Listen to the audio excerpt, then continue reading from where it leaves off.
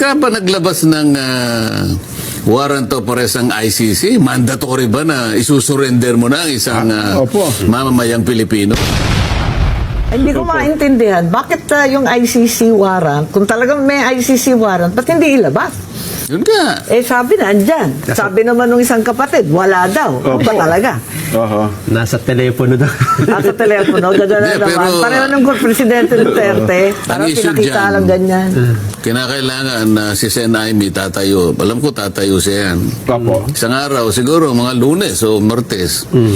Pagka ba naglabas ng warrant of arrest ang ICC, mandatory ba na isusurrender mo na ang isang Opo. mamamayang Pilipino? Wag na yung senador. Kahit na hindi senador.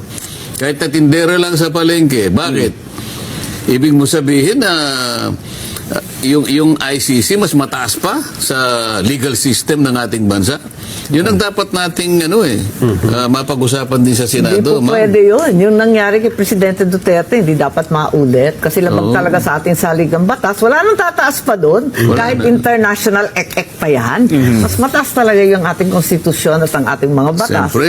Yung due process, syempre. At Pilipino yan eh. Kung Pilipino, syempre, kailangan dadalhin muna sa korteng Pilipino. Kung makakuha sila ng warrant of arrest, ayun. Pero kung wala pa, walang visa yun. Nasa korte natin na kilalanin o di kilalanin yung mga warrant na linalabas na galing sa labas.